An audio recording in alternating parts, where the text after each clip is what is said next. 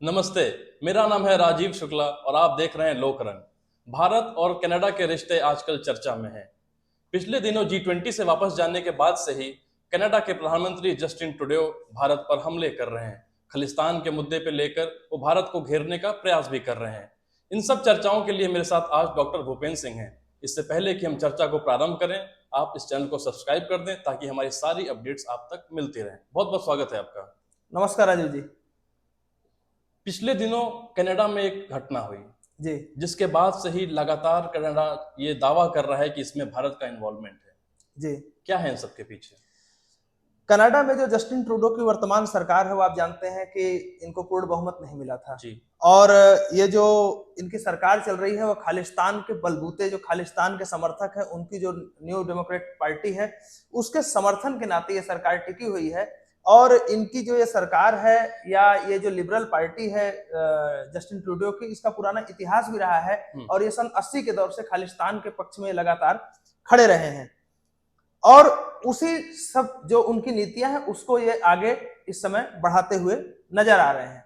और इस बीच जो G20 हो गया और उसमें जिस तरह का बर्ताव, इससे पहले 2018 में भी जो इनका दौरा था जी उसके बारे में भी आप जानते हैं कि एकदम उस दौरे को वहां के खुद के नेताओं ने और अखबारों ने बिल्कुल कहा कि ये तो बिल्कुल बर्बाद करके आ गए। उसमें बस एक अच्छी बात यह रही कि कैप्टन अमरिंदर सिंह से उस समय इनकी एक अच्छी मुलाकात हो गई थी।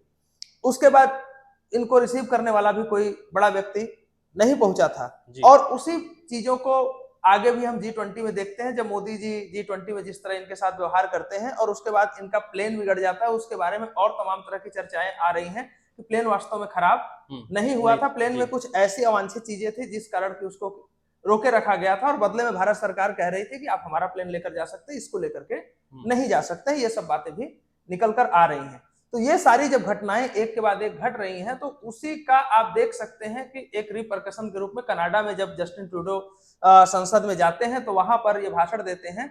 और मजेदार बात यह है कि आप वो कहते हैं कि हम आरोप लगा रहे हैं। आप ये कहिए ना कि हमारे पास सबूत है। जी, आरोपों के आधार पे ही वो इतनी बड़ी बड़ी बातें कर रहे हैं। यहाँ तक कि पिछले दिनों उन्होंने भारत के जो उच्चायुक्त वहां पे हैं उनको भी वहां से निष्कासित भी कर दिया। और वो जो उच्चायुक्त है उनकी खासियत ये है कि वो जो हमारी इंटेलिजेंस एजेंसी है उसके एक बड़े पदाधिकारी रहे हैं। तो एक कनाडा कहीं ना कहीं बड़ा सबक सिखाने के मूड में, कनाडा तो हम नहीं कहेंगे, जस्टिन ट्रूडो की जो अपनी पार्टी है वो भारत को सबक सिखाने के मूड में थी। लेकिन हमें लगता है कि जो उसके अगले दिन मोदी सरकार के द्वारा रिस्पॉन्स आया वो जैसे को तैसा या सठे साठे समाचार जैसा कहीं ना कहीं सरकार ने अपना रवैया दिखाया है और उनके भी जो सबसे सीनियर हाई कमिश्नर थे उनको वापस कर दिया है। जी। और अच्छा, एक बात मैं आपके जवाब से ही मैं कहना चाहूंगा कि आपने एक बार कहा कि कनाडा और एक बार कहा जस्टिन ट्रूडो। जी, इस वक्त दोनों में अंतर है। कनाडा के लिए आप और जस्टिन ट्रूडो के लिए अलग अलग मतलब बिल्कुल उनका जो कहने का मतलब है वो अलग अलग है। Canada as a whole Justin Trudeau नहीं है इस टाइम। ये उनके व्यक्तिगत जो महत्वाकांक्षाएं हैं उसके चलते और मजबूरियों के चलते ही ये सब हो रहा है। जी। तो क्या अंतर है दोनों के? दोनों में अंतर यह है कि जो कनाडा में इस समय जो पिछला जो ट्रकर्स लोगों का आंदोलन था वो अपने आप में एक बड़ा मुद्दा था। अपने आप को जो पार्टी लिबरल कहती है वो पार्टी अपने देश में प्रदर्शन कर रहे लोगों के अकाउंट तक सीज कर दे, पर्सनल अकाउंट, वो भी उन लोगों का जो कि ट्रकर्स हैं, ट्रक चलाते हैं। ऐसे लोगों का अकाउंट इस व्यक्ति ने सीज किया, उनको जेल में डाले, उनके खिलाफ तमाम तरह की कार्रवाई की और पूरे बेशर्मी से भारत में किसान आंदोलन जो कि सालों खिंचता रहा उसके विरोध में बोला कि भारत सरकार जो है किसानों के साथ गलत कर रही है, जिस आंदोलन में कि एक लाठी नहीं चला होगा। और अंत में सरकार ने जब आंदोलन समाप्त हो गया उसके बाद बड़े ही विनम्रता के साथ, हमें लगता है गुरु नानक जी की जयंती थी या कोई ऐसा ही बड़ा दिल दिखाते हुए सरकार ने उसको वापस ले लिया। तो पहली बात तो ये जो पिछला आंदोलन हुआ उसके बाद से जस्टिन ट्रूडो का जो समर्थन है बिल्कुल समाप्त हो चुका है। उसके पहले से जब से चुनाव जब कनाडा में हुआ उसके बाद जब इन्होंने सरकार बनाई उसके बाद से बड़ा एलिगेशन इनके ऊपर लगा हुआ है कि जो चुनाव हुआ है उसमें चाइनीज इंटरफेरेंस था और चाइना ने लिबरल पार्टी के लोगों को जिताने के लिए धन वहां पर दिया है। इसलिए एक ये बड़ा मुद्दा ऑलरेडी है कि कहीं ना कहीं जस्टिन ट्रूडो और उनकी जो पार्टी है वो चाइनीज एजेंट की तरह काम कर रहे हैं और लोगों में एक गुस्सा है। यानी आपकी माने तो कनाडा का जो खालिस्तानी चेहरा है जी ये सिर्फ दिखाने का चेहरा है, इसके पीछे कुछ और जियोपॉलिटिक्स है जो काम कर रही है, जिसमें चाइना जी। का भी एक एंगल है। तो चाइना कनाडा के चुनाव को कैसे प्रभावित करता है? चाइना का कनाडा से बहुत ज्यादा हित नहीं जुड़ा हुआ है। चाइना को ब्लैकमेल करना है किसको? अपने बगल में भारत को ब्लैकमेल करना है। अब ये सारा खेल चाइना क्यों रच रहा है ये समझना पड़ेगा। भारत को डिस्टेबलाइज करना है जी। भारत को डिस्टेबलाइज करने के लिए पाकिस्तान को वो एक तरफ समर्थन दे रहा है और पाकिस्तान कश्मीर के माध्यम से परेशान कर रहा है, और दूसरा इसने कनाडा पर घेराबंदी की हुई है कि कनाडा में जो है वो प्रो खालिस्तानी मूवमेंट जो है उसको जारी रखे, जिससे जो पंजाब है वहां पर कहीं ना कहीं एक डिस्टेबलाइजेशन जैसा माहौल बना रहे। और इसके पीछे भी एक लंबी कहानी है, और कहानी ये है कि जो ये जस्टिन ट्रूडो हैं, जस्टिन ट्रूडो के फादर पियर ट्रूडो, जिन्होंने कि आपने पिछली डिस्कशन में मैंने कहा था कि जब जो कनिष्क का फ्लाइट एयर इंडिया का प्लेन हाईजैक हुआ था जिसमें बॉम्बे हुई, हाँ, जिसमें 329 लोग मारे गए, उस हाईजैक में आप जानते हैं कि तलविंदर सिंह परमार जो था, जो मुख्य उसका अभियुक्त है, मुख्य अभियुक्त है, उसको ये सारी बातें पता थी कि जो परमार की सारी जो टेप रिकॉर्डिंग थी जब योजना बन रही थी, तब पियर ट्रूडो को पता था कि कैसे कैसे योजना बन रही है और एयर इंडिया का कोई जो प्लेन है उसको हाईजैक किया जाएगा, उसकी बॉम्बिंग होगी, और 329 नागरिक मारे गए, जिसमें बहुसंख्यक नागरिक खुद कनाडा के थे। तो उसी पियर ट्रूडो के नाम पर ये जस्टिन ट्रूडो एक ट्रस्ट चलाते हैं, और उस ट्रस्ट में 2016 में लगभग $5.5 लाख रुपए जो है चाइना का जो हाई कमिश्नर है वहां पर, उसके माध्यम से ट्रांसफर किया गया, इनके व्यक्तिगत हाँ। और जो जस्टिन ट्रूडो के भाई हैं उनके माध्यम से जो इनके फादर पर तमाम किताबें हैं, उन किताबों का चाइनीज ट्रांसलेशन करके चाइना में प्रचार प्रसार करना, ये चाइना सरकार कर रही है, ये दिखाने के लिए कि हम आप और आपके परिवार को स्पेशल समझते हैं, बिल्कुल उसी तर्ज पे जैसे कि राहुल गांधी को और इनके परिवार को समझा गया चाइना में, जब राजीव गांधी फाउंडेशन को इन्होंने फंड देना शुरू किया। तो एक तरह से जस्टिन ट्रूडो, इनके पिता, इनका परिवार, इनके भाई, ये सारे के सारे चाइना के एजेंट की तरह वहां पर व्यवहार कर रहे हैं, और चाइना का हित इसमें है कि खालिस्तान का जो मुद्दा है वो किसी भी तरह से शांत ना पड़ने पाए, जिससे भारत में डिस्टेबलाइजेशन का माहौल बना है। जी। भूपेन जी, भारत से बाहर रहने वाले जो बहुतायत सिख हैं जी, वो भी एक दो पार्ट में बढ़ते हुए दिखाई दे रहे हैं, दो पार्ट डिवीजन में भी हो रहा है। एक तरफ एक छोटा समूह है जो निज्जर जैसे लोगों को जो अपना हीरो मान रहा है, जो अलगाववाद है उसको समर्थन देता है, तो वहीं बहुतायत के सिख ऐसे हैं जो इसका विरोध कर रहे हैं। तो अभी आपने देखा होगा कि इंग्लैंड में भी, यूनाइटेड किंगडम में एक बड़ी तादाद सिखों की है जी। तो वहां पे जो सिख हैं उनका इस पर क्या स्टैंड है?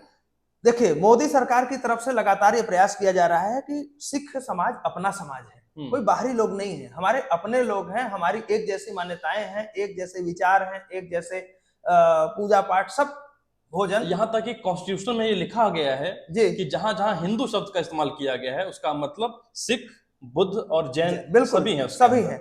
तो इसीलिए मोदी सरकार का प्रयास ये था कि भाई एक देखिए बड़ी घटना हुई है तो मानेंगे ना, जब खालिस्तान आंदोलन हुआ और दिल्ली में दंगे हुए, दोनों तरफ से हिंदुओं के मन में यदि उनके प्रति कुछ है तो उनके मन में बहुत कुछ है, क्योंकि इतनी बड़ी बड़ी घटनाएं हुई हैं, और इसलिए जब इतनी बड़ी घटनाएं होती हैं तो उसका एक दुख, एक पीड़ा, वो उस पीढ़ी के रहने तक पूरा सरवाइव करता है, वो यादें रहती हैं। तो मोदी सरकार का ये मानना था कि इस पर हम लोग को बड़ा ही एक सहानुभूतिपूर्ण रवैया अपनाना चाहिए। इसलिए आपको ध्यान होगा कि जसदेव सिंह राय, जो कि ब्रिटेन के बड़े नाम है सिख समाज के, तो जसदेव सिंह राय को यह जिम्मेदारी दी गई थी कि वो लोग जो प्रो खालिस्तानी है लेकिन एंटी इंडियन नहीं है, कुछ लोग बीच में हैं, यानी न्यूट्रल, उनको समझ में नहीं आ रहा कि किधर हमें जाना चाहिए, तो जसदेव सिंह राय को कनाडा में बातचीत करने के लिए लगाया गया था। और साथ ही साथ आपको ध्यान होगा कि तलविंदर सिंह परमार का एक साथी था रिपुदमन सिंह मलिक, जिनकी पिछले साल हत्या कर दी गई। तो जसदेव सिंह राय और रिपुदमन मलिक, ये दोनों मिल करके भारत सरकार की तरफ से जो कनाडा में गुरुद्वारे हैं, जो कि वहां के राजनीति के मेन सेंटर हैं, उनके जो जत्थेदार हैं, उनसे बातचीत करके कह रहे थे भाई जो भी हमारी समस्याएं होंगी सरकार सुनने के लिए राजी है, हम लोग मिल बैठ करके सारी समस्याओं का निदान करेंगे। और रिपुदमन मलिक ने सीधे सीधे बयान भी दे दिया था कि प्रधानमंत्री मोदी जो है वो जो हमारी समस्याएं हैं वो सुनने के लिए तैयार हैं और उसके लिए सहानुभूतिपूर्ण रवैया भी अपना रहे हैं। और ये बात जब हरदीप सिंह निज्जर, जो ब्रिटिश कोलंबिया में जिसका प्रभाव है, हरदीप सिंह निज्जर को और गुरु पतवंत पन्नू जो इनका साथी है, इन लोगों को जब ये बात पता चली तो इन लोगों ने तुरंत ही पहला काम ये किया कि कनाडा सरकार से बात किया। और ये बात आपको पता होना चाहिए कि हरदीप सिंह निज्जर के लड़के ने 2 दिन पहले बयान दिया है कि हमारे पिता की कनाडा की जो इंटेलिजेंस एजेंसी है CSIS, उसके साथ रूटीनली बैठक होती थी। और जब इसकी हरदीप सिंह निज्जर जब मारा गया जिस दिन, उसके 2 दिन पहले भी मीटिंग हुई थी, उसके 2 दिन बाद ही मीटिंग हुई थी। तो एक तरह से आप देखेंगे कि हरदीप सिंह निज्जर एक गुरुद्वारे का जत्थेदार कितना प्रभावी व्यक्ति है कि कनाडा का जो इंटेलिजेंस एजेंसी है वो हरदीप सिंह निज्जर के साथ रूटीन मीटिंग करती है। तो हरदीप सिंह निज्जर ने तुरंत ही इसकी सूचना दी कि यदि ये जो जसदेव सिंह राय और रिपुदमन मलिक जो मोदी सरकार की तरफ से यदि आकर बात कर रहे हैं तो ये ठीक नहीं है, इससे खालिस्तान आंदोलन हमारा दबेगा और हम जो आपको समर्थन दे रहे हैं वो समर्थन देना बंद करेंगे। इस भय से जस्टिन ट्रूडो ने एक तरह से अपनी सरकार बचाने के लिए आतंकवाद का समर्थन देना शुरू किया। इसी दौरान हरदीप सिंह निज्जर का जो गैंग है उसने 14 जुलाई 2022 को रिपुदमन सिंह मलिक की हत्या कर दी और साथ ही साथ जसदेव सिंह राय को कनाडा आने से रोक दिया गया। तो ऐसा नहीं है कि खालिस्तान की समस्या भारत सरकार सुनने को तैयार नहीं है, सुनने को तैयार नहीं है, लेकिन चूंकि ये पूरी तरह से मोटिवेटेड हैं, चाइना के एजेंट के तौर पर काम कर रहे हैं और कनाडा में एक बार्गेनिंग पावर रखना चाहते हैं कनाडा सरकार में, इसलिए ये सारी बातें एक के बाद एक हो रही हैं। भूपेन जी, तल्खियों का एक लंबा दौर चल रहा है, अभी तो जारी भी है, मगर इन्हीं तल्खियों के बीच में भी कहीं ना कहीं जस्टिन ट्रूडो सॉफ्ट होते हुए नजर आ रहे हैं। पिछले दिनों मेरे ख्याल में कल ही उन्होंने बयान दिया जिसमें उन्होंने कहा कि हम भारत के खिलाफ कुछ ऐसा माहौल नहीं बनाना चाहते हैं, हम भारत से रिश्ते नहीं खराब करना चाहते हैं। तो ये जो सॉफ्टनेस दिखाई पड़ रही है पिछले 1-2 दिन से, इसका क्या कारण है? देखिए, जस्टिन ट्रूडो ने ये बात कही कि वो हमारा नागरिक है, हरदीप सिंह निज्जर। पहले बात तो इसी में बहुत बड़ा प्रश्नवाचक चिन्ह है। हरदीप सिंह निज्जर सरदार बन के कनाडा नहीं गया था, रवि शर्मा नाम रख करके ये कनाडा भगा था। इसको 2 बार नागरिकता के लिए अप्लाई किया था, 98 में और फिर 2001 में, और इसका जो नागरिकता था रद्द कर दिया गया था, ये तो आप जानते ही हैं जी। अब इन्होंने कब नागरिकता दी मुझे इस बात के बारे में आइडिया नहीं है, लेकिन जस्टिन ट्रूडो को भी ये पता है कि ये 1980 और 85 का पियरे ट्रूडो के जमाने का भारत नहीं है कि जब तलविंदर सिंह को बार बार इंदिरा गांधी रिक्वेस्ट करती रही कि इसको जो है भारत वापस भेज दीजिए, इसने जो है आतंकी घटनाओं में ये शामिल रहा है, पुलिस वालों की हत्या किया है, और पियरे ट्रूडो को सब मालूम रहा और उन्होंने अपने 300 नागरिकों की हत्या कराने की कीमत पर खालिस्तान का समर्थन किया और भारत सरकार उसके जवाब में उस समय कुछ नहीं कर पाई थी, क्योंकि भारत आर्थिक रूप से उस मजबूती पर नहीं था, या आप कहिए कि भारत का सशक्त नेता भी एक भारत के पास नहीं था जो उनको उसी भाषा में जवाब दे पाए। उसी भाषा में जवाब दे पाए। हम ऐसा नहीं कहेंगे इंदिरा गांधी जी सशक्त नहीं थी, लेकिन आपके पास आर्थिक क्षमताएं उतनी नहीं थी, ठीक है, सामरिक क्षमताएं उतनी नहीं थी, और कहीं ना कहीं हमारी जो विदेश नीति है उस पर उतना महत्व ही नहीं था, समझ ही नहीं था। हमें अच्छे से ध्यान है कि प्रधानमंत्री जी जब अपने पहले कार्यकाल में लगातार विदेश का दौरा कर रहे थे और उनकी पूरी योजना थी कि किस तरह से भारत को उभारना है, पाकिस्तान को आइसोलेट करना है, चाइना को न्यूट्रलाइज करना है, तो अपने ही लोग मजाक बनाते थे कि ये तो ऐसा प्रधानमंत्री जो हवाई जहाज में रहता है। और आज स्थितियां यह है कि पाकिस्तान कटोरा लेकर के सड़क पर खड़ा है, उसके अपने लोग कह रहे हैं तो हमारे पास तो कटोरा हाथ में पकड़ा दिए। तो ये जो विदेश नीति एग्रेसिव रही है, और कई बार क्या होता है ना, आपके पास क्या है क्या नहीं है उससे ज्यादा महत्वपूर्ण ये होता है कि आप कैसे जवाब देते हैं, आप पोस्चर क्या लेते हैं। मैं आपकी बात में एक बात और जोड़ना चाहूंगा। बीते दिन मैं सुन रहा था शशि थरूर जो एक खांटी कांग्रेसी हैं, जी जी, उनका भी एक बयान आया, उन्होंने भी मीडिया के सामने कहा कि एस जयशंकर जो है ये वन ऑफ द, उन्होंने बेस्ट फॉरेन मिनिस्टर कहा अभी तक। जी जी जी जी। तो ये भी कहीं ना कहीं इसमें ये अहम बात है जिसकी वजह से कि आपको बिल्कुल देखने को मिल रहा है। तो अच्छा, एक और मजेदार बात है, एक हत्या हुई है, उसमें जो है कनाडा का प्रधानमंत्री आकर के संसद में बयान दे रहा है, इसका कोई तुक है? उसको आप अपने किसी विदेश मंत्री से, रक्षा मंत्री से, किसी के माध्यम से कहलवा सकते थे। अब स्थिति है कि भारत सरकार ने अच्छा काम यही हुआ कि जस्टिन ट्रूडो के बयान के बदले मोदी जी ने कोई बयान नहीं दिया है। जो भी बयान दिया गया है वो जूनियर अधिकारियों के द्वारा दिया गया है, और जब सठे साठे समाचारे या जैसे को तैसा किया गया, तो जस्टिन ट्रूडो को लगा कि कहीं ना कहीं ये जो है मामला भारी पड़ सकता है और एक ऐसे लंबे वो शीत युद्ध में जा सकते हैं जो उनके देश के लिए फायदेमंद नहीं है, हमारे देश के लिए फायदेमंद नहीं है। और सबसे महत्वपूर्ण बात जो ये है, बहुत संवेदनशील बात है जिस पर अपने नागरिकों का ध्यान जाना चाहिए, कि एक बड़ी संख्या में जो हिंदू कम्युनिटी है वो कनाडा में रहती है। तो इस तरह का यदि माहौल बनेगा तो कहीं ना कहीं उनके जान माल पर एक खतरा बन सकता है। इसलिए मेरा अपना मत यही है कि हमें बेइज्जत नहीं होना है, नहीं अपने राष्ट्रीय सुरक्षा से समझौता करना है, लेकिन बेवजह का झगड़ा भी आगे नहीं बढ़ाना है। कनाडा, भारत ने शुरू नहीं किया था, कनाडा ने शुरू किया था, कनाडा ने जो किया उसका जवाब मिल गया। यदि वो अपनी तरफ से नरमी दिखा रहे हैं तो हमें भी इसी पर इस मामले को रफा दफा करना चाहिए।